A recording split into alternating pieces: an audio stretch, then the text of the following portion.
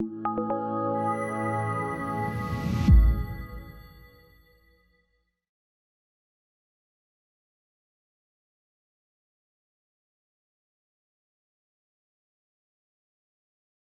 chapter 1, verse 10. And Joshua commanded the officers of the people, pass through the midst of the camp and command the people, prepare your provisions, for within 3 days you are to pass over this Jordan River to go into take possession of the land that the Lord your God is giving you. So he's going to talk about 3 tribes here, the tribe of Reuben, the tribe of Gad, and the tribe of Manasseh. That's why they're called Reubenites. They're the descendants of Reuben. And to the Reubenites, the Gadites, and the half-tribe of Manasseh, Joshua said, remember the word that Moses, the servant of the Lord, commanded you, saying, the Lord your God is providing you a place of rest and will give you this land. Your wives, your little ones, and your livestock shall remain in the land that Moses gives you beyond the Jordan, so to the east of the Jordan. But all the men of war, men of valor among you, shall pass armed before your brothers and shall help them until the Lord gives rest to your brothers as he has given to you. And they also take possession of the land that the Lord your God is giving them. Then you shall return to the land of your possession and shall possess it, the land that Moses, the servant of the Lord, gave you beyond the Jordan toward the sunrise, so to the east of where they are. And they answered Joshua, all that you have commanded us we will do, and wherever you send us we will go. Just as we obeyed Moses in all things, so we will obey you. Only may the Lord your God be with you as he was with Moses. Whoever rebels against your commandment and disobeys your words, whatever you command him, he shall be put to death. Only be strong and courageous. Wow, that's some loyalty. You turn the lights on in the back so those poor people can see in the back. There we go, there you are. Hey, how about that? All the old people are like, praise God, I can see my Bible now. You know what's interesting is that we all want victory in certain things of our lives. If you struggle with addiction, you want victory. If you have a company, you want to be the best at whatever you make. You manufacture gadgets or a watch or a phone, you want to be the best. If you don't want to be the best, then you realize soon that it's tough to get people to join you and do good work when they don't really see where things are going. So there's the idea here that unity brings about victory. And Joshua, we're going to see how Joshua handles one of the most difficult situations as a leader, which is following a great leader. Moses is dead, one of the greatest leaders to ever hit the face of the earth, and now Joshua's got to follow that guy. How does Joshua handle this? Is everything going to fall apart? Or does he have a way forward? Number 1, victory is commenced by a great purpose. Victory is commenced by a great purpose. Every time there's a victory, the best victories are started. You start the journey towards victory. It's commenced by a great purpose. In other words, think about this. People need to understand the how to get to victory, but the way you get people to rally to victory is the why. The how is important, but the why is the most important. Because if people don't know why they're going to follow you, why would they follow you? There has to be a why. And the more important the why, the greater the buy-in. So in Joshua's case, he's saying, hey, we're going to go take this land. Everybody, our great purpose is what God's going to do in our lives and in our nation's life. And here's the reality. If you can't jump behind what God is doing, what will you jump behind? If you don't see, if you can't appreciate what God is doing in the world, and you can't go, I buy in, I get behind that, then at what point do you ever buy into anything? I think about what God is doing here at the Orchard. And I just go, it's unbelievable. It's miraculous. Like if you can't see God work here, you literally can't see God work anywhere. Because people's lives are changing, marriages are changing, people's whole eternities are changing.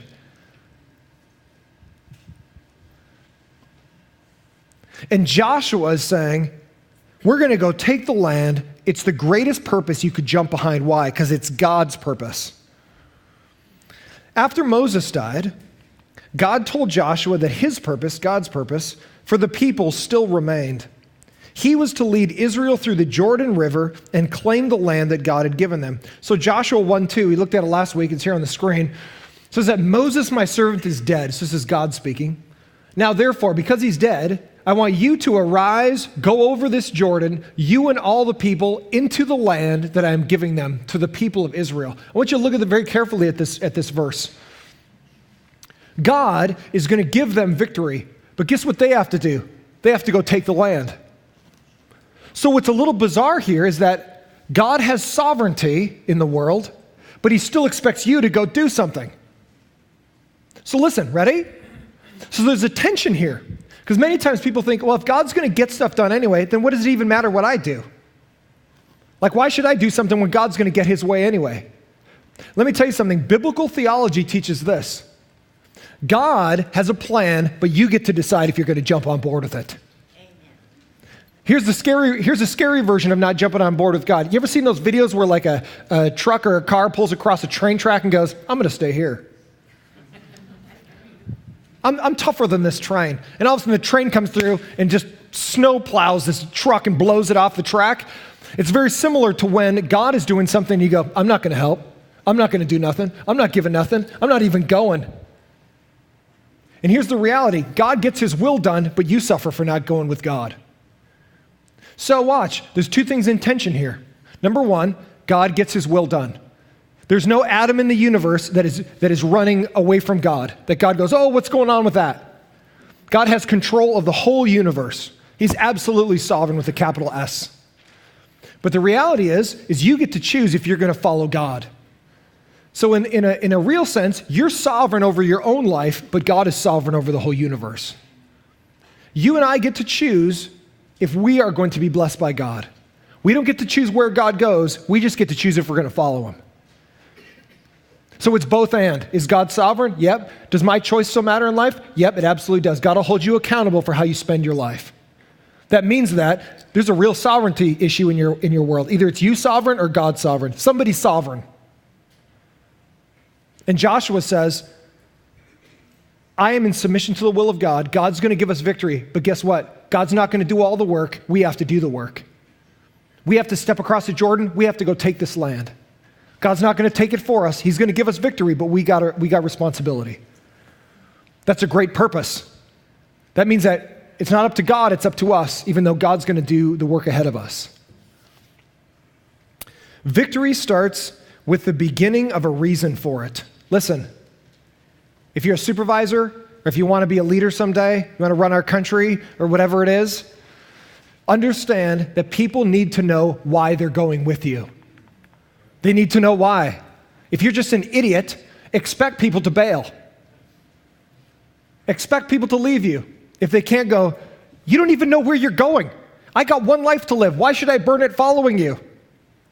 I only have so much energy. And if there's not a real purpose in why we're going, I see the how a little bit, but you're not even giving me a real reason to go with you. So watch, ready? This deals at every level of leadership. Husbands, you're the leader of your home. Doesn't mean you're the best guy. Doesn't even mean you're the most intelligent. Your wife might blow your brains out with her intelligence over her husband.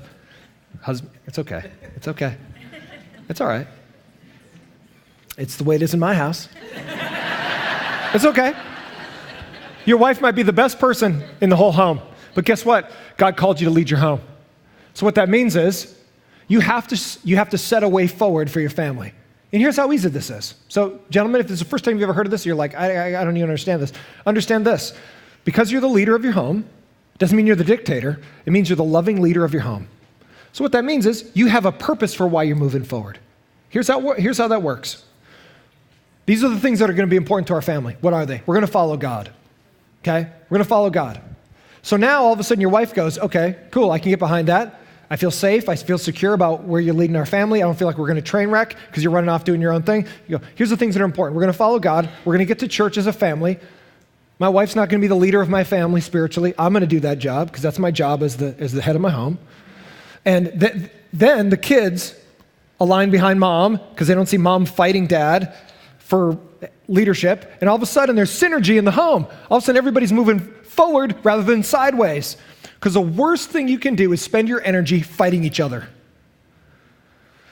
Families blow apart because they're just spending all their energy going laterally rather than forward. Everybody's fighting. Dishes are going across the kitchen. Cats are getting kicked, which is fine. I'm not saying that's a problem. I'm just saying that's what's happening. Don't send me an email. I'm just joking. Okay. Sort of. Okay, so listen. You only have so much energy.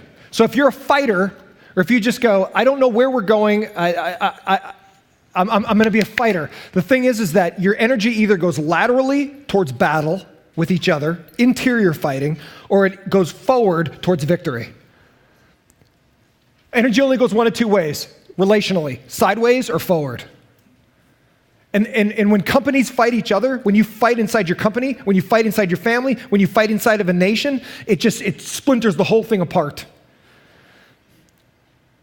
When people move together, there's victory because it's glorious. When people fight each other and factions fight each other, all you do is you spend your energy disintegrating. Joshua goes, this is the way we're going to go forward. We're going to take this land. I need everybody to jump on board. Good leaders lead. Good leaders lead with purpose. Great leaders lead with great purpose. You know what's awesome is like when Elon Musk comes out and goes, guess what? This whole world's going to run off electricity. Now you just go, how can that happen? But guess what? He's leading that charge of like, we're going to throw satellites up. We're going to forget NASA. We're going to chuck our own stuff up in the sky. We're going to have electric cars, blah, blah, blah. You know what I like about him? Is he has a vision, he has a purpose, and everybody goes, you know what, let's get behind this. And everybody jumps behind him that agrees with him. Great leaders lead with great purpose. So here's the axiom of leadership, ready? If you think you're a leader, turn around. If nobody's following you, you're just out for a walk. So everybody thinks, I'm a leader. Oh, you are? Yeah, man, I'm a leader. I got great ideas. Okay, well, great ideas don't equate a leader. How do you know you're a leader? Because I know stuff. Leaders lead, and leaders have to have people to lead. And if nobody's following you, that means you're not a leader. Even if you got a tag that says supervisor. Because if nobody's following you in their heart, if they're following you begrudgingly because you own their paycheck or something, that isn't leadership. Leadership is of the heart. People follow you because they either want to or don't want to. In other words, let me point it to you like this. If you're not getting paid, if those people behind you aren't getting paid, do they still follow you? That shows if you're a leader or not.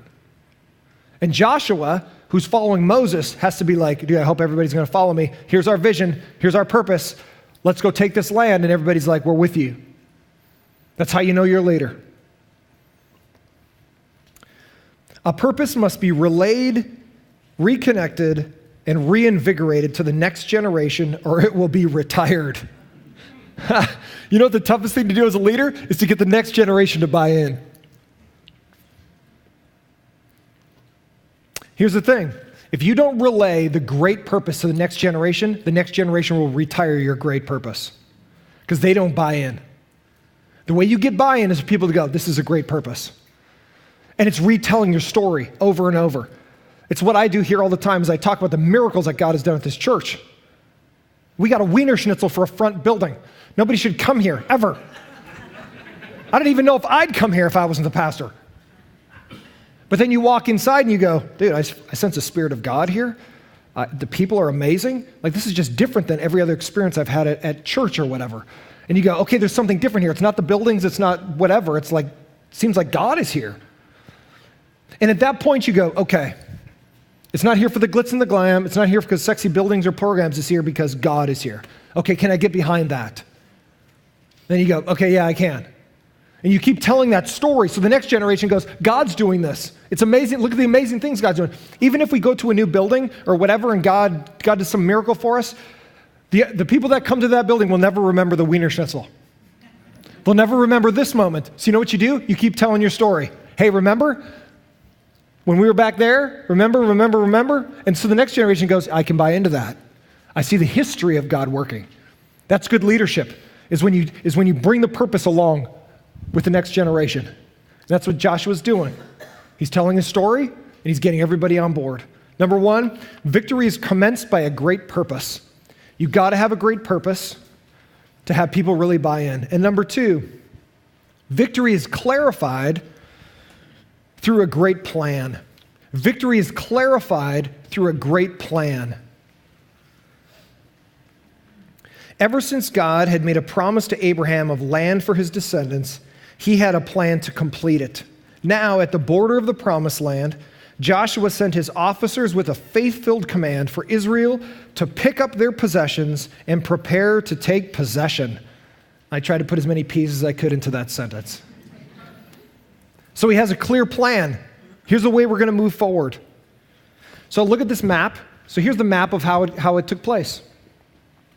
This is a map of Israel. So to the left of the Jordan there, you see that little blue line, which represents the Jordan River. To the left of that is modern-day Israel.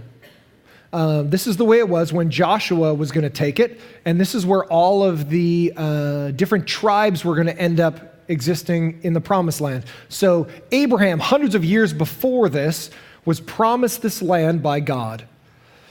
And it took hundreds of years for Israel to grow as a nation, and they became slaves. Moses led them out. They wandered in the desert for 40 years, which is the Sinai Peninsula just south of here.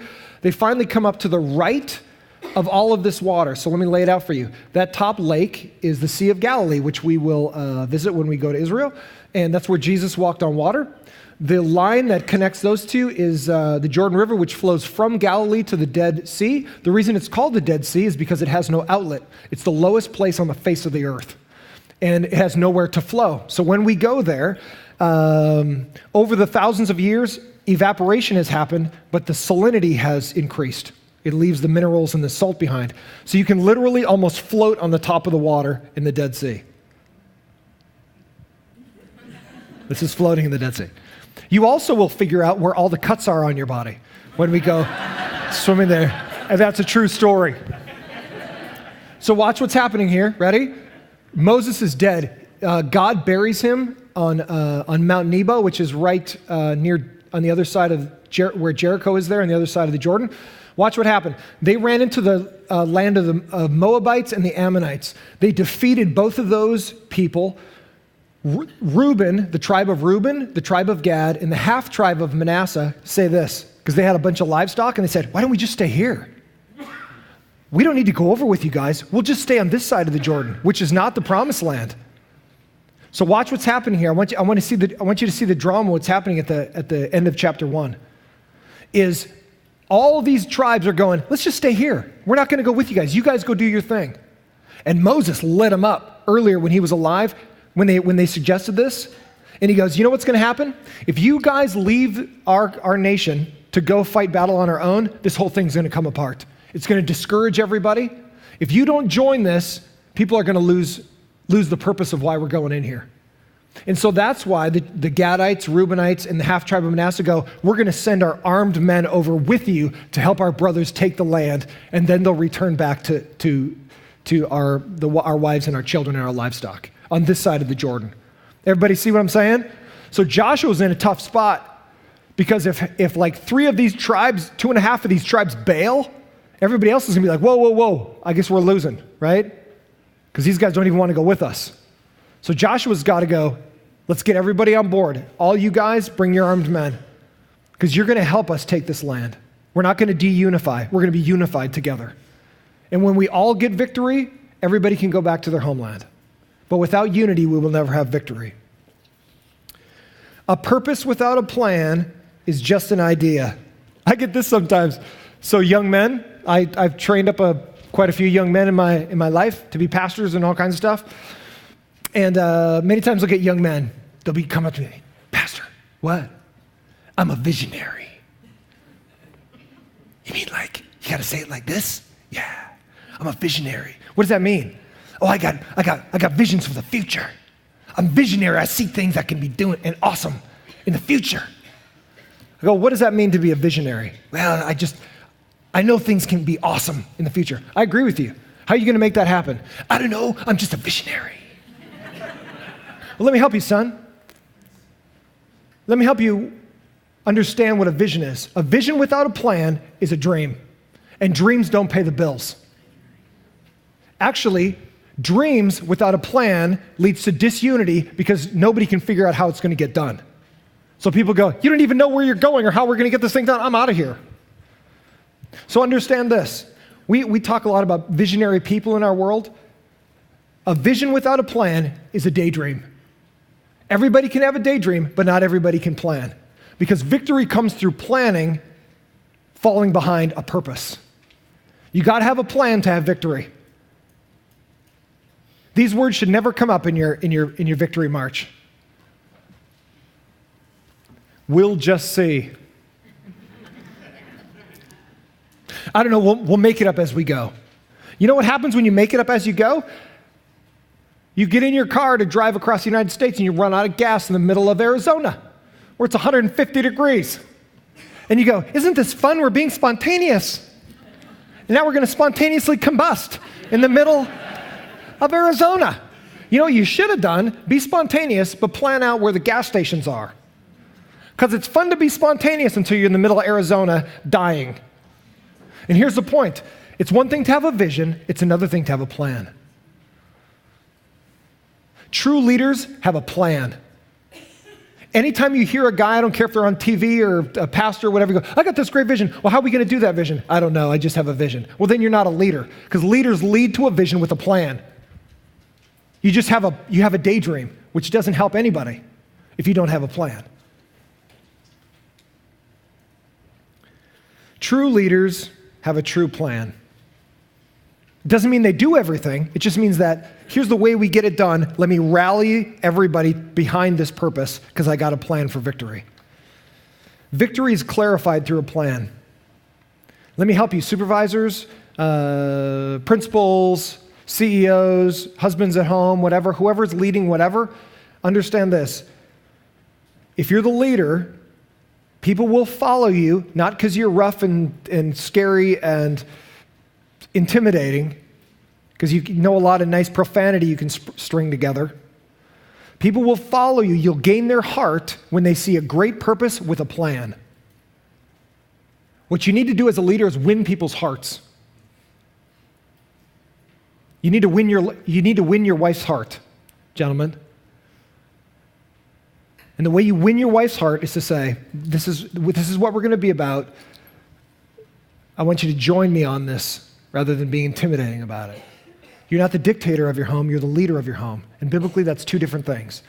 Leading doesn't mean I tell you what to do. Leading means I'm going where we should go, follow me.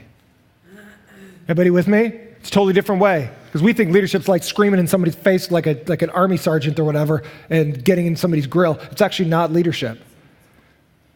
Leadership says, I'm going this way, will you follow me? I got a great purpose and a plan. Win your wife's heart. And wives, support your husband if he's trying to do the right thing.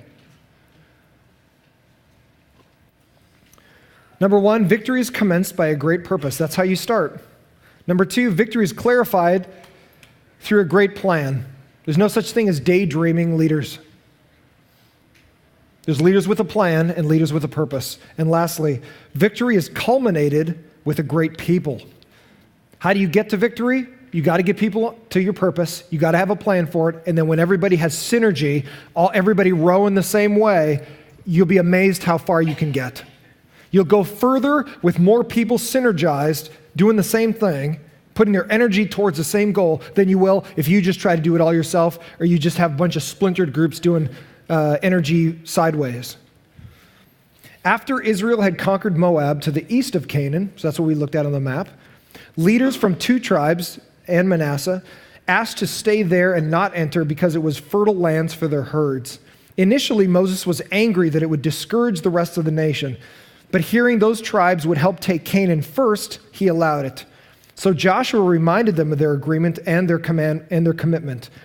The two tribes swore their loyalty to his leadership and encouraged him in his command. God, listen to me, God is most honored when his people are most unified. Woo! You ever been in an ununified situation? You ever been in an ununified church where everybody's fighting each other? I have. Guess what happens to churches like that? They don't get better, they get worse. And people bail. Why is that? Because all the energy goes into infighting rather than following God. You ever been in a company where everybody just fights and bickers and gossips and backstabs each other? Everybody hates working there. And so here's the point. Why do people spend so much energy being negative rather than going, let's all be positive and move forward together?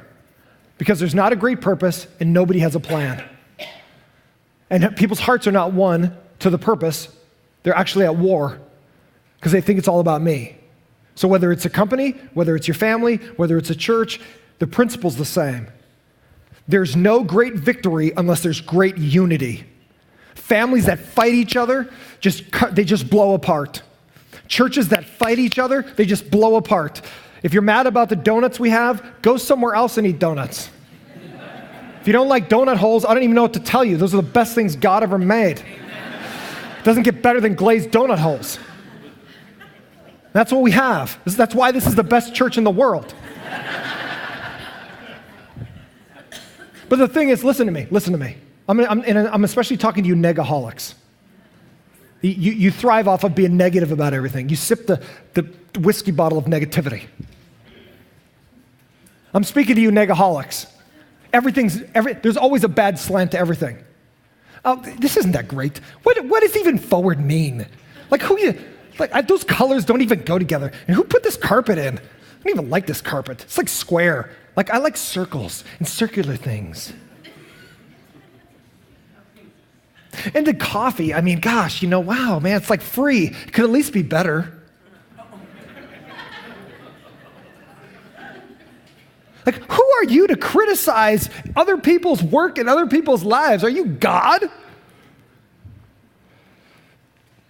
Take your negativity and go to Rancho or something like that. Just kidding, Scott. I love you, Scott.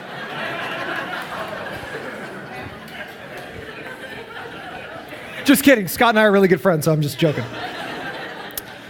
But the point I'm making to you is take your negativity somewhere else. Don't bring it here. Don't bring it here. Because what we don't need is disunity. Disunity brings destruction. So listen, if you can't get excited about what God's doing, then really you have no place even being critical. And if you're not helping, then why the heck are you speaking? Now, if you're inside and you go, here's some ways I think it could be better. Okay, speak to construction, not destruction, right? It doesn't mean you don't say nothing, but it means when you do speak to construction. I love what Joshua does. He goes, guess what, guys? He's speaking to the tribal leaders who are going to stay on the eastern side. He goes, I need you guys to hold to your promise that you're going to come with us. And they go, we're with you. Anybody that speaks against you, we'll put them to death. That's what kind of loyalty we got. So they still had a say in what they wanted to do, but they were like, we're not going to be disunifying. We're going to make sure we're following God, not just what we want. There is no victory without unity. The litmus test for a leader is who and how they are leading. Everyone can lead themselves. Many can lead others, but few can lead leaders. The best leaders were often the best followers. Hey, let me encourage you. Ready? If you're following people that you're not too stoked on right now, your supervisor's like, meh. And you're like, dude, I want to get out of here. Or why am I not the leader? Or blah, blah, blah. Listen to me. If you're humble, God will raise you up at the right time. Maybe now's not the right time, but be humble. Don't fight, don't gossip, don't backstab, because don't do the things that you're going to hate the people you're leading would do to you. Be the leader, even though you're the follower right now, because someday God might raise you up to be that leader. And you know who the best leaders are? They were the best followers. You know who the worst leaders are? Are the followers that go, dude, I should be leading this place. This place is trash. Man, if I was leading this place, it'd be amazing. We'd all walk on streets of gold, because I'm the gold layer.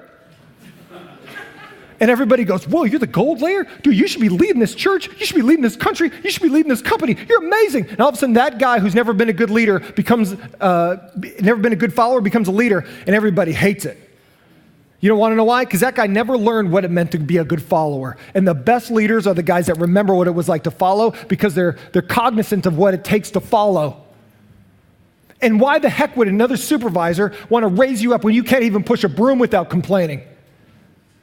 You know what? You push a broom without complaining, and then you make the fries without complaining, and then you clean the floor without complaining, and then you pick up some stuff without complaining. You just do whatever. And then all of a sudden people go, dude, you know what? You're kind of the man. You know what, lady? You're kind of awesome. I think you need to be running the ship. Because people see amazing in you. But when people hear complaining, they just go, why in the world would I make you supervisor, man? I can't stand to listen to your mouth. And who knows what it's going to be like when you're running this place. I'll tell you what it's going to be like when you run this place. If you're negative, you're going to be doing all the work yourself. Because everybody else is like, I'm out of here. I'm going to go find me another job. Actually, let me give you an example of what great synergy looks like in leadership.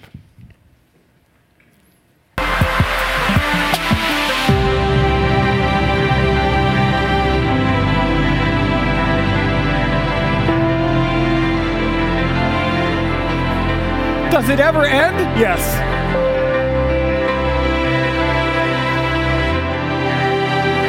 You know what's interesting about the physics of this is actually you can go faster and further with more people in the boat, even though they're not rowing at 100%, than you can as a single person in a boat rowing as hard as you can. For a short distance, the single guy will win, but long term, over a long distance, you can go faster and further with more people, all rowing the same way.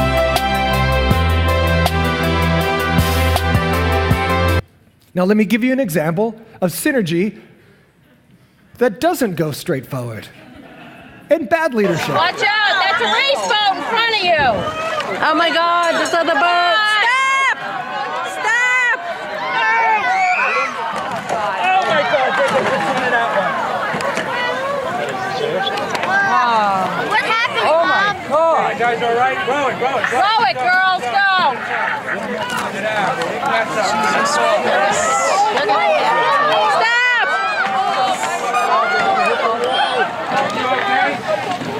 I hope you got this. You got it all? Oh, good. Does this look like some of your companies that you work for? You need to send that to ridiculousness. Oh no! Oh, no! Again!